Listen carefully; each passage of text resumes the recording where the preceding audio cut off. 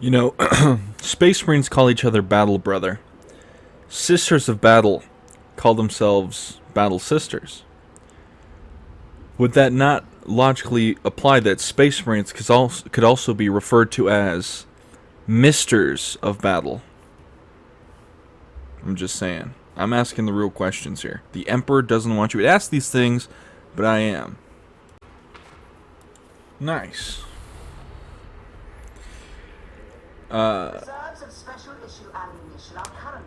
So, last video I said I needed to watch the new episodes of My Adventures with Superman so I can do my review. And I will do that, but first I'm going to say the new episode of some new episodes of Jujutsu Kaisen are out. Itadori is a walking green flag, is all I'll say. But now there's going to be spoilers for episode 10 of My Adventures with Superman, which is called The Tale of Two Fathers or something. It's something Two Fathers. I think it's Tale of Two Fathers. But essentially, following from episode 9, where Clark learns that his people originally came to Earth to try to invade it, Kryptonians, or at least someone who greatly resembles Superman. Pardon me. And he's kind of like torn up about that, but it's Thanksgiving, so he's kind of he has to set that to the side. He takes Lois and Jimmy. They make it to full reporters. They're no longer interns.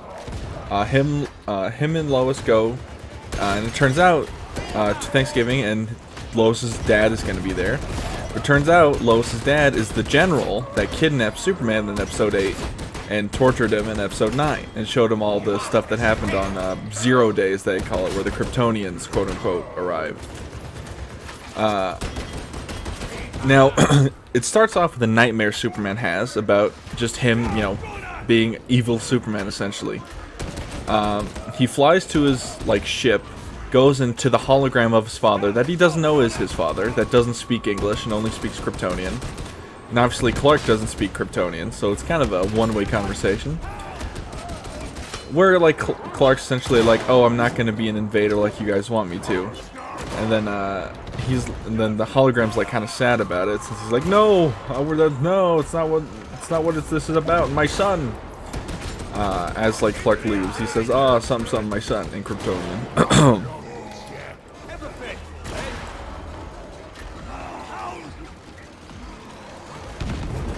Anyway, oh my god, my throat's so scratchy.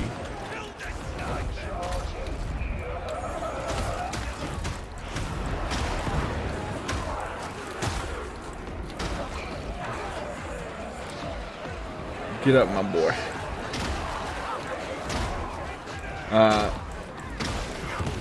So anyway, they go Thanksgiving, some Thanksgiving shenanigans. It's that awkward scene of having to hold your identity against the guy that tried to kill you and act natural. Kind of funny, kind of silly. There's some conversations about between Clark and his mom about the guy and blah blah blah blah. Just generic kind of essentially family drama in a way. But then Jimmy shows up and he, stuff happens. He takes them outside and it's essentially okay, Clark, you just gotta tell the truth about Lois's dad. And Lois is like, what? Clark tells her she's the general. That's the whole thing.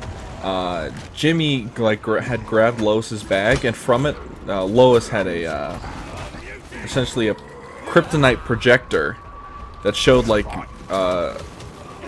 scenes of evil Superman from other universes.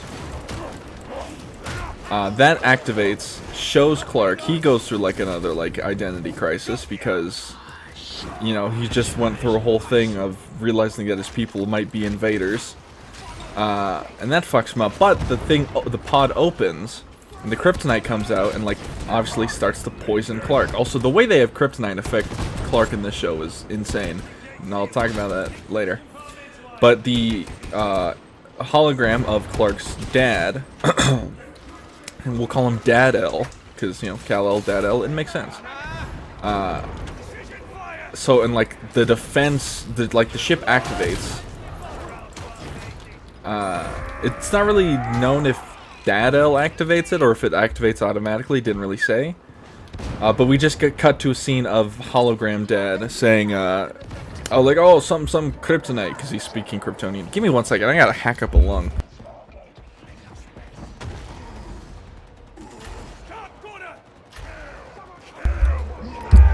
Alright, we're back. And so a bunch of, like, the ship activates, rises from the floor. Like, shakes up all the ground, all these robots come out. The general's like, they're here, Project Zero Day. He calls up Task Force X, aka Amanda Waller.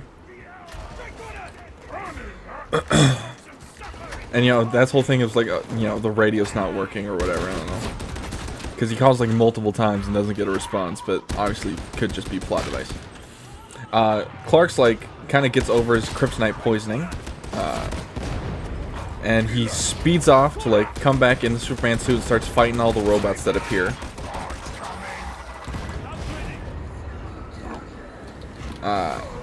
And he essentially he takes the kryptonite from Lois, even though Lois is like, no, don't do that.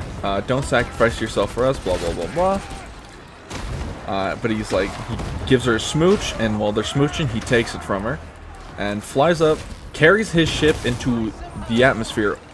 But before this happened, I should mention that the ship had opened up a portal, and on the other side we see what we assume to be the Kryptonian fleet about to come through.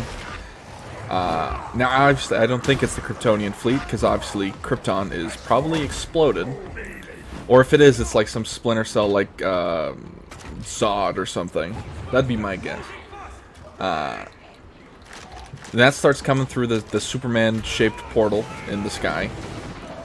Superman symbol-shaped portal. Ooh. I had a feeling he was going to get caught. Get up, Chimichangas.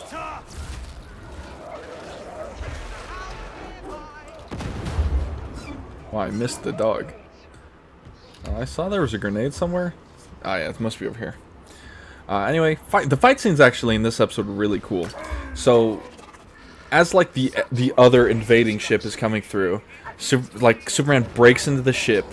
His ship is fighting a bunch of robots, kind of getting his ass whooped.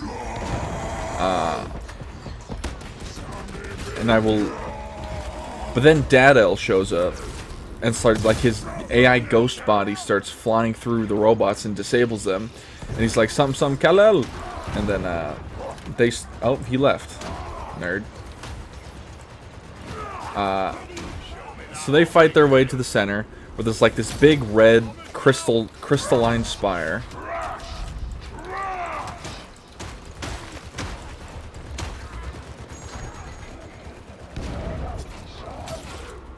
Oh boy. God damn it, my bad. I messed up. I should have threw down my health packet, actually. I honestly kind of forgot I had it. Oh, he's gone too. Oh, the bot's up, though. I'm dead, but maybe the bot will be able to help out. The fight scene, they fight the robots, very cool. Get to this room with the red spire. Clark pulls out the kryptonite and grabs it. Obviously, as a Kryptonian, not the best idea. That shit starts hitting like a 7-Eleven gas station sushi. But you know, what happened? Like kryptonite crystals start poking out of his body. Like his veins turn green. Like the krypton like pierces through his skin, and it's like all nasty.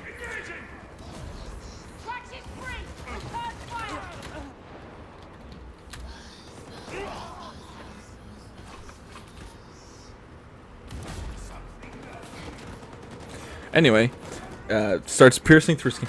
But he had like punched the kryptonite into this like red. I assume it's like some like crystalline computer spire type thing. It's Kryptonian tech. It's all weird and shit. He punches into it. It starts exploding because it's Krypton tech. Of course, it's gonna explode when there's kryptonite. Blah blah blah. Is this person still falling? No, they perished. And so and also it showed that the Kryptonian tech was weak to kryptonite, because when Jamie was getting chased. Did I just say Jamie? When Jimmy was getting chased through a cornfield by one of the robots, like he had like the ball that was containing the kryptonite opened up and like the bot exploded with a bunch of like kryptonite coming out of him.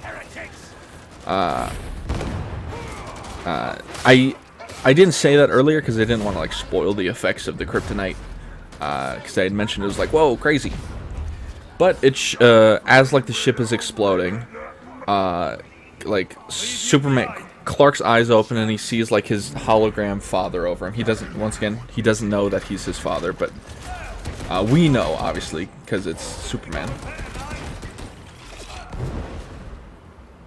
And he's like, Superman kind of weakly says, "I won't be your invader," and it's very clear, like by the face of the Hollow Dad, is that is not his intent. He's like, "No, it's not it," but obviously he doesn't speak English because he's Kryptonian.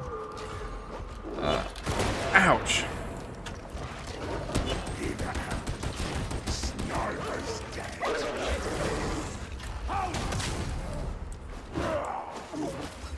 I'm gonna heal up.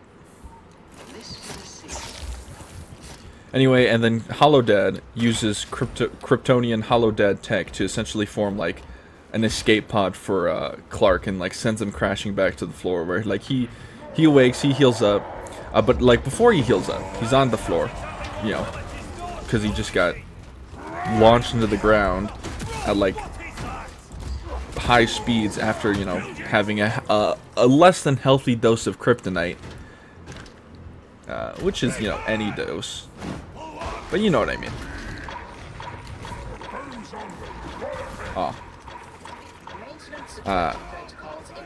And then Lois's father, the general, is like pointing this like kryptonite killer gun, or Krypton killer gun. It's like reverse engineered Kryptonian gun that can kill like Superman. He's pointing at him. He's like, is he gonna kill him? Lois gets in the way. It's like an emotional moment. He like calls off Task Force X, and Amanda Waller like sounds pissed about it over the radio as usual. But she's pissed at everything. She's Amanda Waller. And then there's like this cute little scene where they have Thanksgiving dinner afterwards. Lois's father not attended. And then it's revealed that Jimmy sold his YouTube show Flamebird for $5.6 million to the Daily Planet. And that was a very funny ending. But, however, the after credit scene can't have a cliffhanger like that without an after credit scene. We go to another planet. And we don't see any humans. All we see are people in armor. Or humanoids. We don't see any faces.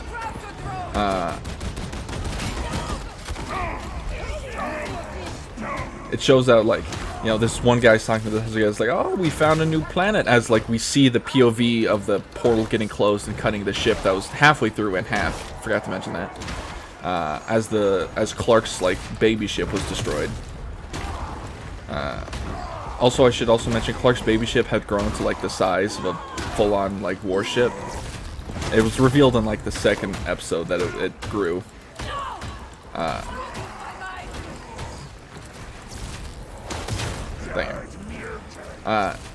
This one guy, he's like got a funny. He's got a hammerhead shark head, so we'll just call him Hammerhead.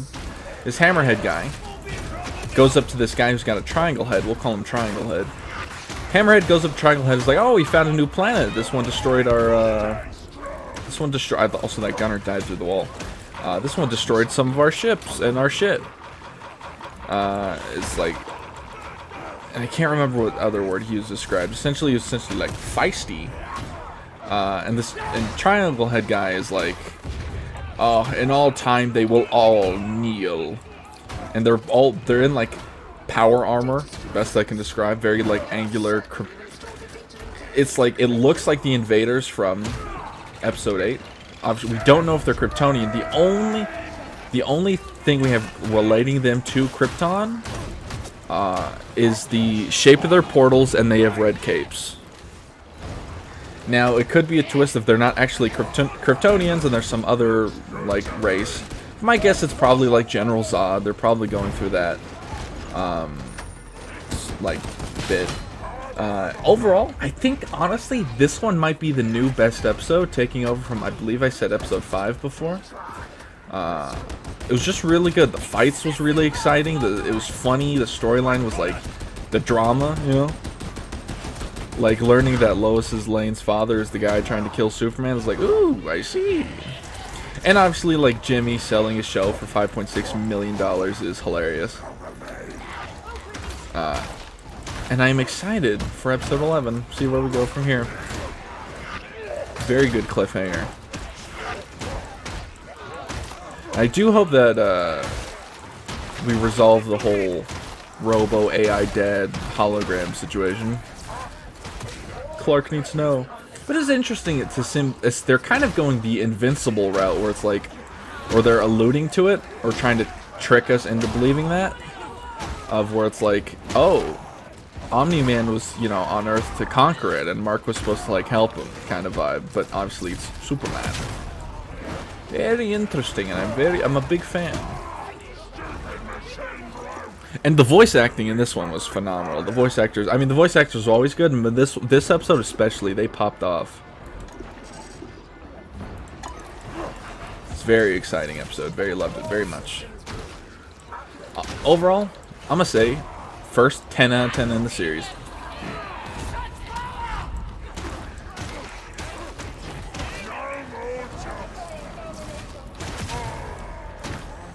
We love a good 10 out of 10.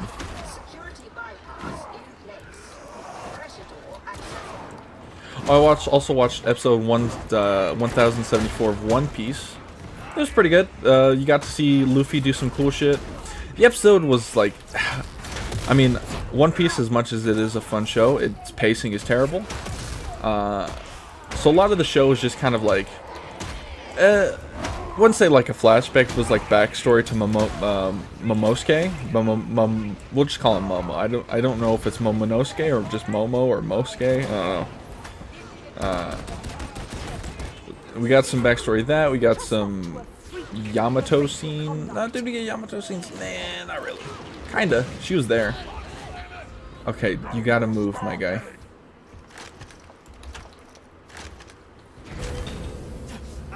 Bloody thing! What thinketh thee of the tech priest? I've known worse.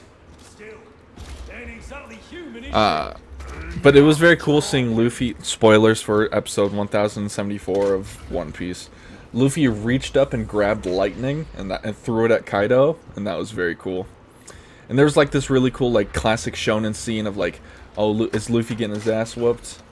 But then everyone's like calling for the straw hat. There's this really cool scene with the samurai where the samurai like, one old dude was like, oh, we have two options, Samurai of Wano. We can either Kaido defeats the Straw Hat and we all live, or Straw Hat defeats Kaido and this island crashes and we all die. And all the samurai are like, well, I've got a son, oh, I've got a wife, I've got a family. There's only one option. If Straw Hat defeats Kaido, they can finally live in peace. And the Kaido's crew is like, what, but you all die? And the samurai all start laughing because they're like cool as shit. And they're like, haha, if that's the cost. And they all start cheering for Luffy.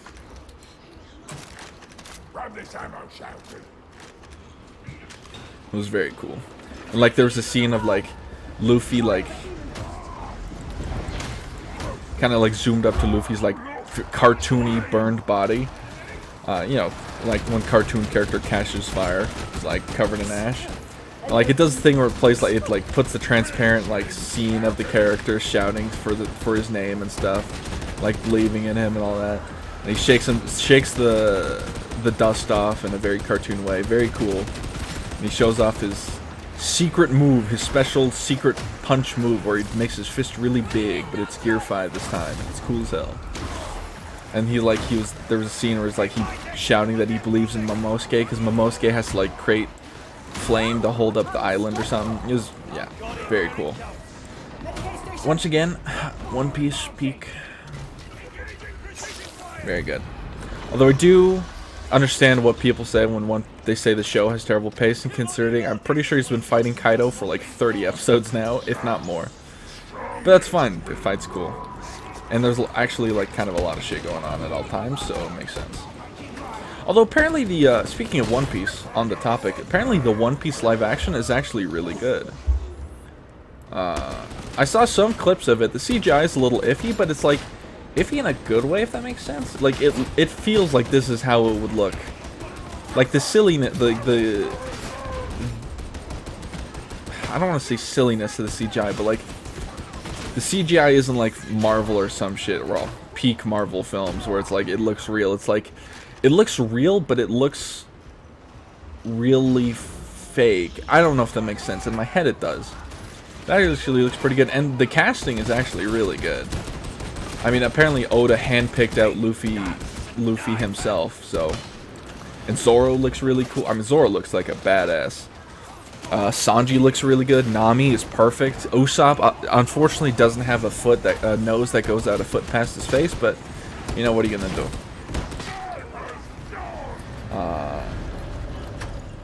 Shanks looks really cool. Shanks kind of looks like Ryan Gosling a little bit, and he's literally me, so. Mihawk looks cool, but also his haircut's a little silly on a real person. Garp looks sick as hell. And the CGI looks like the CGI on the sea monster when Shanks uses hockey on the sea monster. That shit was cool as hell. I mean, I assumed he uses his hockey. I haven't watched it yet. I've only seen clips, but I might watch it, honestly. And also, the biggest dub, I think, is the Japanese dub. Uses the anime's voice actors. So it's like when he said, like, it's very funny. It's like, that's the anime boy saying Monkey D. Luffy.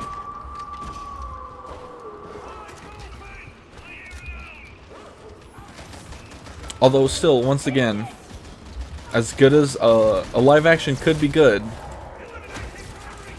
but I still don't understand why animes get live action so often. I mean, I guess actually the benefit of the One Piece live action adaptation is that it can probably get people into the show without them having to start at episode 1 out of 1074, you know?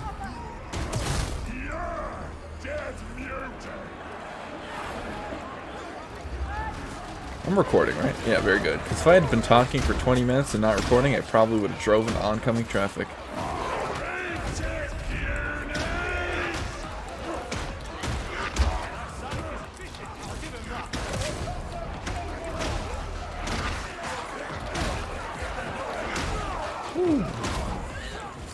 Also, fun fact, the actor for Piccolo in the Dragon Ball Evolution movie, that horrible, awful live-action film that was a sin upon the world, is actually the voice actor for Zamasu. And the reason for that is he actually went under a different name, I'm pretty sure. He felt really bad about playing Piccolo Dragon Ball Evolution since that movie flopped so bad. He wanted to do another thing in Dragon Ball to, like, redeem himself, and he got Zamasu. And if anyone has watched Dragon Ball Super, Zamasu is this.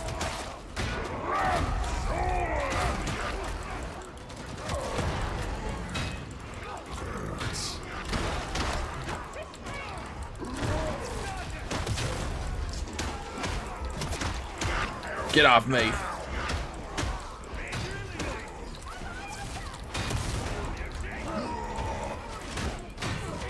Stop it. Shoot the Ogryn in front of you. No. I got thrown. I want to ping the shotgunner. Throw grenades. Grenades. It's fine. Yeah. So that, you know, redeemed himself. Very cool.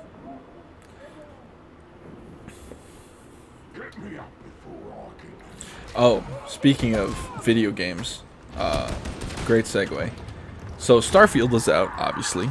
The Space Oblivion and/or Skyrim. Although the devs refer to it as closer to Oblivion than Skyrim. The difference, you ask? I don't know. Don't ask me. I never play. I don't like Bethesda games, really. But obviously, Bethesda or Starfield has what one might refer to as pronouns, much like the English language. How did that get down here?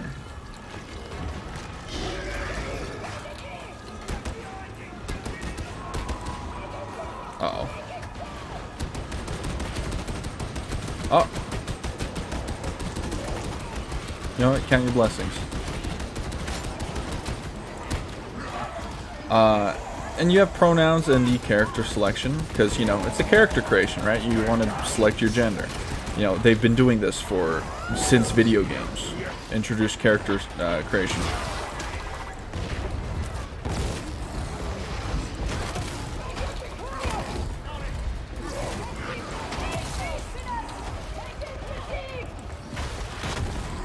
Yeah, my box just hit the Beast Nurgle twice, by the way.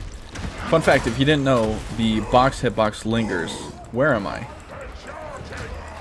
So it can hit one thing twice if you're lucky.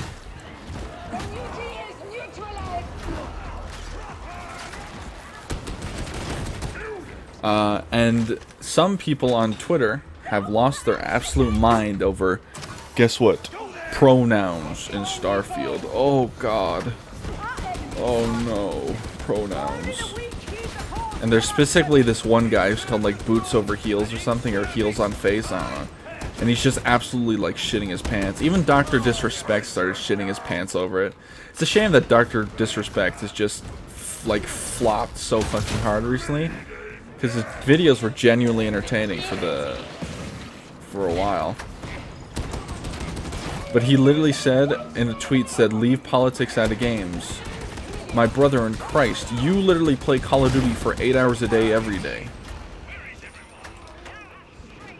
And also, these motherfuckers say, "Oh, leave politics out of games, and I'm gonna go play Skyrim," as if Skyrim doesn't have a Civil War plot.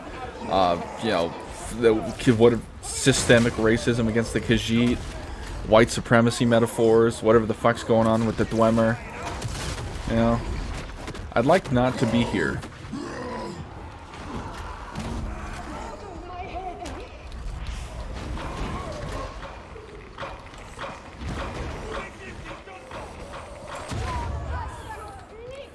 Yeah, I mean, once again, like, it's like, I don't have pronouns, my brother in Christ. Everyone has pronouns. It came free with the fucking English language. Actually, I think it came free with most languages. I think there's like one, or like a few languages that don't have like specific pronouns. Oh fuck! I dodged back instead of dodging to the side.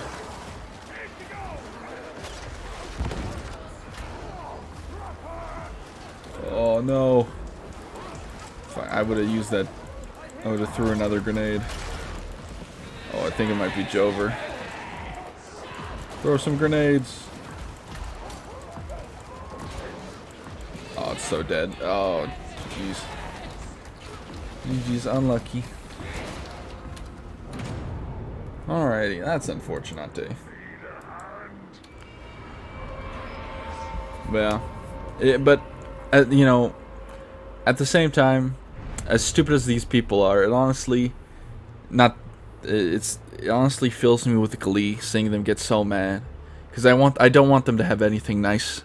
I want them to lose their favorite media to their favorite genres, their favorite books, their favorite games, their favorite movies, their favorite TV, their favorite comic characters, their favorite anime. I want to lose them. I want them to lose it all because of the pronouns. Because imagine having a life that's so easy and so privileged, you have to get mad about a pronoun option in a character creation screen. Now, I don't know about y'all, but when I boot up Pokemon Pearl, the first thing Professor asks me, are you a boy or are you a girl? I don't see them getting mad about that. Because it's just modern, it's just outrage bait, I swear. But if you made it this far in the video, thank you for watching, like and subscribe, or don't. I am not your mother, but you better have brushed your teeth. Fortunately, we couldn't end the video on a win, but you know, I got all I wanted to say out, and yeah, sometimes you just gotta just do what you do. Have a good one. Love you. Bye bye.